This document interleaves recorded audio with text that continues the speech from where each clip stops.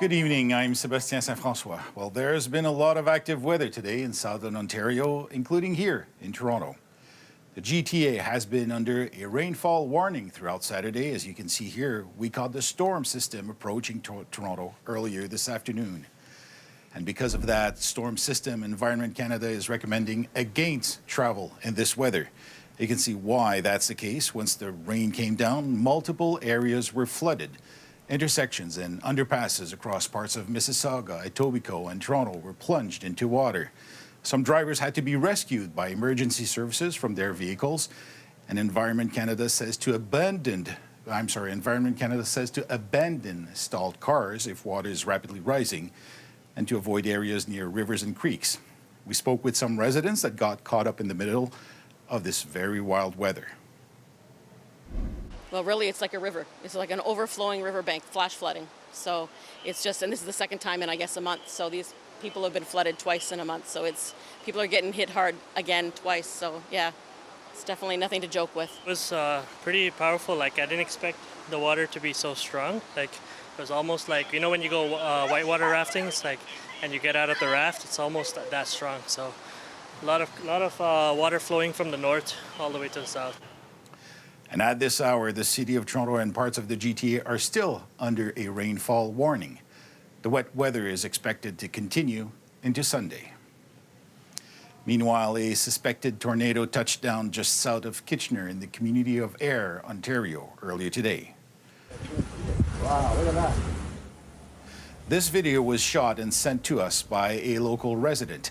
Environment Canada issued a tornado warning for parts of the Waterloo region and surrounding hours shortly before 11 a.m. Eastern. Though no injuries have been reported, there is extensive damage to properties and businesses. At this point, Environment Canada has not yet confirmed the weather system touchdown, but told CBC News they did see indications of debris in air on the radar. CBC Kitchener-Waterloo's Karis Mapp has the details. The tornado reportedly touched down right here at around 10:50 this morning. Behind me, you can still see some of the debris after the twister ripped through the roof of the Home Hardware building, and it actually ended up flipping an entire boat in the store's parking lot. Earlier today, I spoke to a local resident who lives on Greenfield Road. She said she got a call from her husband while she was driving her daughter to work. We just had new windows installed on Friday, and 2 of them are broken, a door is broken. It picked up a cast iron table, threw it against the wall, and ripped off the legs. It was a pretty powerful tornado. My daughter's bedroom, the roof has been torn off, so we have water coming in our bedroom and our kitchen. Bebenek says out of the 70 trees that were originally on her property, only 4 remain after the storm. Meanwhile, Grandbridge Energy says around 50 customers are still dealing with power outages due to the downed power lines in the area. The mayor of North Dumfries says she was on her way to Ottawa for a conference with the Associations of Municipalities of Ontario when she received the call about the tornado.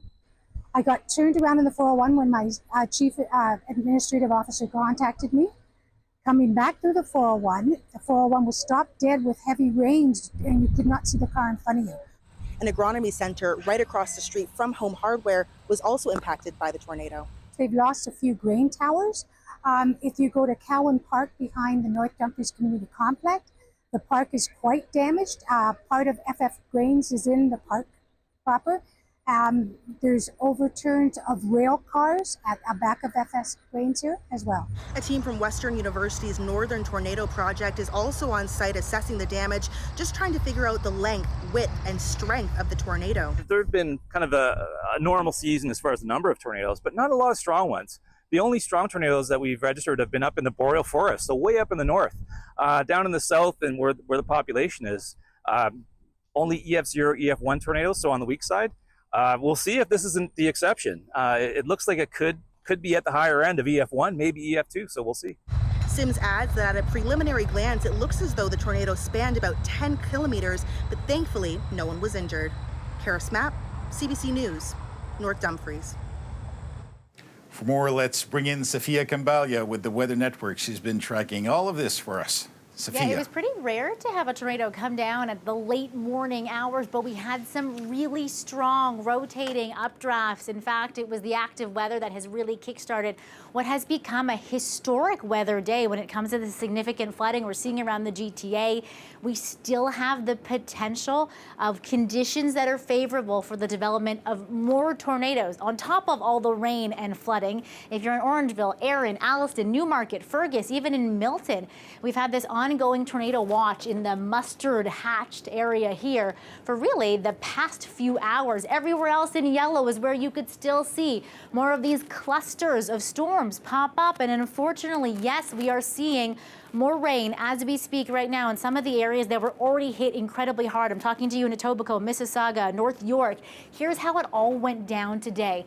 Around the noon hour, just before, is when that tornado cell hit around the air area. And then watch what happens as it really gets stalled in the west end of the GTA. We had a whole bunch of lake breeze boundaries come in and really act as a traffic jam for all of these storm systems that not only were stuck there, but then were continuously fed by more moisture. We called it back building.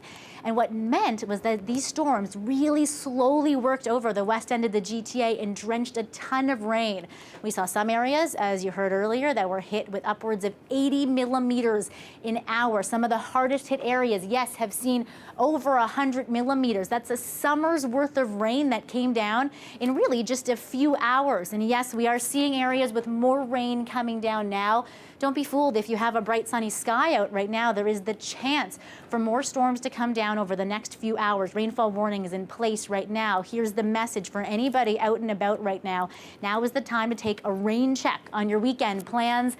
Turn around, don't drown. You don't want to drive in anything that's more than 15 centimeters, especially if it is moving water. Here's some of the stats for you before I let you go. It is officially the rainiest August day in the 6. We are in the midst of the rainiest and wettest day ever in the city of Toronto. Just a few more millimeters to go, and I have a feeling we will reach that benchmark today. We are officially also the wettest summer ever. This rain today has really put what's been a rainy summer over the edge, Sebastian. Sophia, I'll hold on to a summer's worth of rain. It's almost the title of a very in an bad afternoon. novel. Very good. Thank you so much, Sophia. You're welcome. Well, it was supposed to be a royal affair in Toronto this weekend with the return of the King's Plate at the Woodbine Racetrack. But as we all know now, Mother Nature had some of the plans, raining out the historic race. Adam Can joins us live by the racetrack. And Adam, I'm almost afraid to ask, what's it looking like over there? Sebastian, isn't life funny? It's super sunny here right now, but it already rained on their parade. Like just over an hour ago, they announced that all the races will be canceled, even though these tracks are synthetic. They drain out the water, but that's still not enough. They're saying it's just not safe for the horses. Now they basically voided all the bets for the races, and they're going to reschedule the event. And the people here, obviously, they're disappointed, but they're trying to make the most of what they have here. Take a look. And this is the only chance, actually, because not a lot of racing is happening, like in terms of the fashionable racing, right? I've been really looking forward to it. She did my hair, my makeup, everything. So even the morning, getting ready, it was really, really nice, really exciting. My fascinator came from Saskatoon from a thrift shop, and I thought it went well with my dress. So organizers are telling me there are 17,000 people here. So there were 17,000 people that touched down here before the races got canceled, and that's double than they had last year. A lot of them are experiencing horse racing for the very first time, and this is a great introduction, you know, when you can get all dressed up and put on your best hat, your best dress. It's an experience, and we hope that we'll make horse racing fans and they'll come back. I guess people won't be able to experience racing today, but an interesting thing the organizers have been telling me is that they're trying to cater to a younger audience, and one way to do that is to connect to the Olympic athletes. So today they had Phil Wizard here. He won gold in breakdancing, and he also spoke about the connection he feels with the younger audience. He also gave us a performance. Take a look. They invited me here for the King's Plate, and I've never done anything like this before, so I thought it would be a really fun opportunity. And I've never been to a horse race, so I was like, that sounds like fun. As you know, this is the first of the 3 races of the Canadian Triple Crown. They have yet to reschedule this one. The second one will be in Fort Erie. That's the Prince of Wales. And the third one will be right here at Woodbine. Thanks, Anam. That's Anam Khan reporting live from the King's Plate. Demolition efforts are continuing today after a downtown building was at risk of collapsing. Firefighters were initially called to the 2-story building in Kensington Market Friday morning after the structure started to lean, and crews immediately established a collapse zone around the building. It was evacuated and there were no reports of injuries. Toronto Fire says 8 families have been displaced and are receiving help from the Red Cross. The City of Toronto confirmed today that the contractor of the building has removed the unsafe part of the structure, and a full investigation will be conducted before it is deemed safe to find out what caused the structure to shift. Protesters gathered in solidarity with Venezuela's political opposition today in cities around the world, including here in Ontario. They're demanding recognition of what they say is their candidate's resounding victory in the country's election last month, after the government-controlled electoral authority declared President Nicolas Maduro the winner. And Greg Ross right now reports from the rally here in Toronto. Despite wet weather, hundreds of people gathered in front of Ontario's legislature in downtown Toronto to protest last month's Venezuelan elections. They chanted, held signs, waved flags, and sang the Venezuelan national anthem. These Venezuelan Canadians demanding transparency after President Nicolas Maduro claimed victory in the election without showing any evidence to back up his claims or allowing a thorough vetting process of the results. This is the evidence that we won the election. This is the most important document. People here say there is evidence to show that opposition leader Edmundo Gonzalez received enough votes to win and should be declared the president-elect. Many protesters tell us they are frustrated that the Canadian government didn't initially take a strong enough stance against Maduro's claims. People here told us Canada needs to be a strong voice for democracy. It wasn't as strong as it has been before, but I'm confident that the government of Canada will respond to democracy. To help us in any way they can. Because also this is a bigger problem globally. On Friday, the Canadian government did sign on to a petition with the Organization of American States calling on Maduro's government to release the results of the July 28th election. They were joined by 11 other countries, including the U.S., Argentina, and the Dominican Republic. Greg Ross, CBC News, Toronto. This week, the World Health Organization has declared Mpox in Africa to be a global health emergency. That is the highest alarm level the organization issues. A deadlier strain of the virus has appeared in 4 previously unaffected countries and is rapidly spreading in the Democratic Republic of Congo. The chair of the WHO's Emergency Committee says the situation in Africa is just the tip of the iceberg. Mpox can spread through close contact, such as kissing or sex. Initial symptoms are very similar to having the flu. They include fever, chills, exhaustion, headaches, and muscle weakness. Dr. Joanne Liu is a professor at McGill University's School of Population and Global Health and director of the Pandemic and Health Emergency Readiness Lab. She says Canada needs to do more in this global emergency. Well, basically what we are asking Canada is to do its part and step up to the plate of equity, vaccine equity. We know that most likely the estimated amount of vaccine that we have in Canada for Mpox is around 10 million doses. And so can Canada consider to share some of those doses with the countries in Africa that are affected? Everybody should step up to the plate. But I think that through COVID-19, Canada has been labeled as the hoarding country of the world, where we had an average of about 5 doses of vaccine per Canadian. So I think that we could afford to share some of what we have, and we could help as well African countries for procurement and support them in that process. And I think that is a very, I would say, simple things to do. And it's something that Canadians will be proud to do as well. An Israeli airstrike in central Gaza today killed at least 17 people, most from the same family. A residence and an adjacent warehouse were hit. But it's unclear if, it came after another Israeli evacuation warning, but it's unclear if the site hit was included. With a look at today's strike and a new threat in Gaza, Chris Reyes reports. In a war that grows more devastating by the day, there is heartbreak, both for the dead and the living. This family describes their reality. No place to rest, no place safe from the threat of lethal Israeli strikes and horrific living conditions. We have large worms and bugs inside the tent because of the lack of clean water and the accumulated waste near us, says his father as he shows rashes on his child's feet. Those conditions have now given way to another grave concern. We declare today that there have been a case of active poliomyelitis recorded in Gaza Strip. The case involving a newborn breaches yet another tragic threshold in the war in Gaza, the first time polio has been detected in the enclave in 25 years.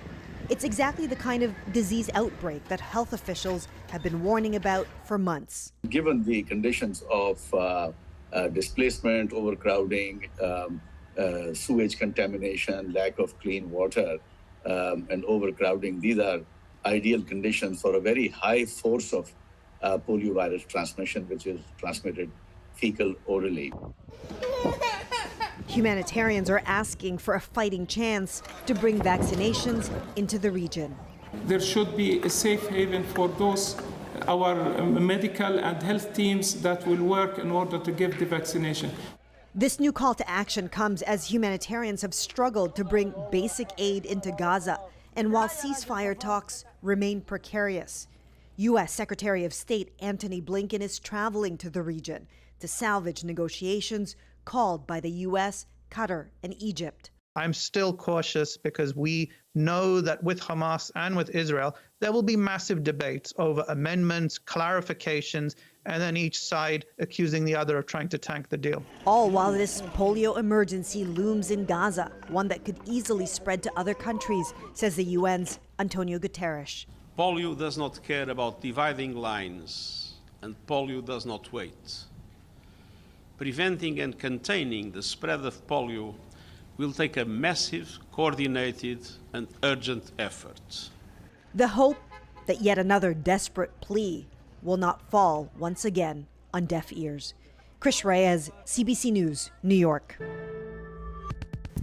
It's the first weekend at the CNE, and today military vets and families marked the 103rd Warriors Day Parade.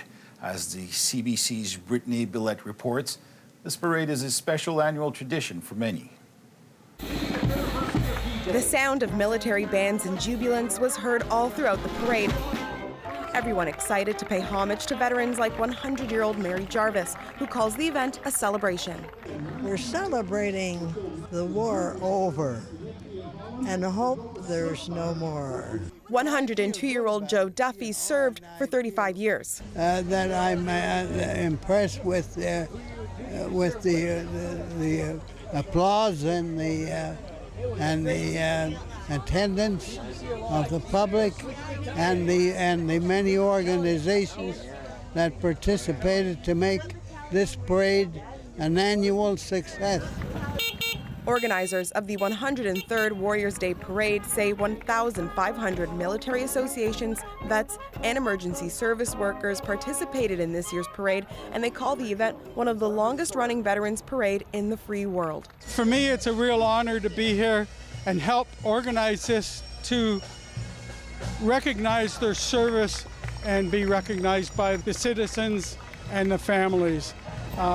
Again, this morning we had 301 to 103-year-old World War II veterans participate in the parade, and we do it for them. We do it for all the servicemen and servicewomen that have served in the past and continue to serve today. This year's parade commemorated the 80th anniversary of D-Day and the Royal Canadian Air Force's centennial. But it's just an excellent parade, an excellent turnout by all those wanting to march. Units that we've never had before have come out this year, so it's just a great event. And I wish more people would come down and celebrate it. For many people in the crowd, the event is a long-held family tradition. Yeah, my grandfather fought in World War II. He enlisted at 15, and it's just a way to honor their memory and be grateful that we have our freedoms that we do. And I couldn't imagine my life any differently if that didn't happen, right? So I'm very grateful and appreciative of all that. Organizers say this year's turnout was stronger than previous years, and they're looking forward to gathering here again next year on the first Saturday of the CNE. Brittany Billette, CBC News, Toronto.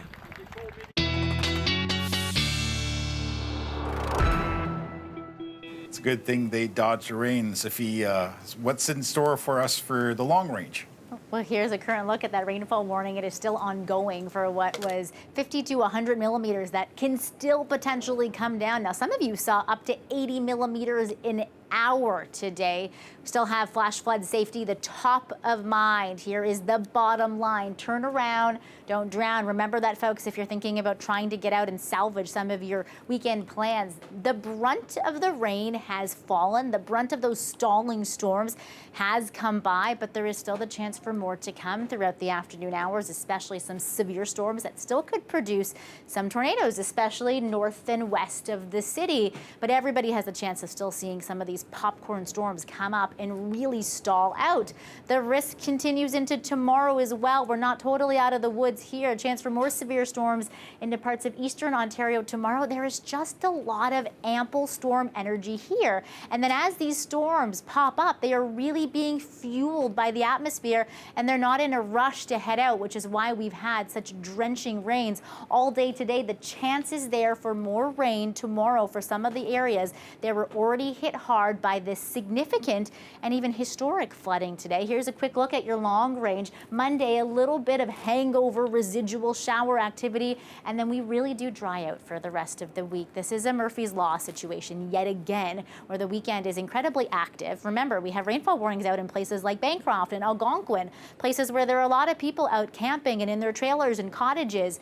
The work week will be lovely, but this weekend is going to end on the active note that it started on right now as we speak. Before I let you go, we are watching more storms come through the Barrie, Orangeville, and Kitchener area. These are some of the areas that are still under a tornado watch, as it has been for the past few hours, where the conditions are favorable for some of these storms to turn quite severe. Sebastian. So prudence and patience. Sophia, thank you. That is the name of the game.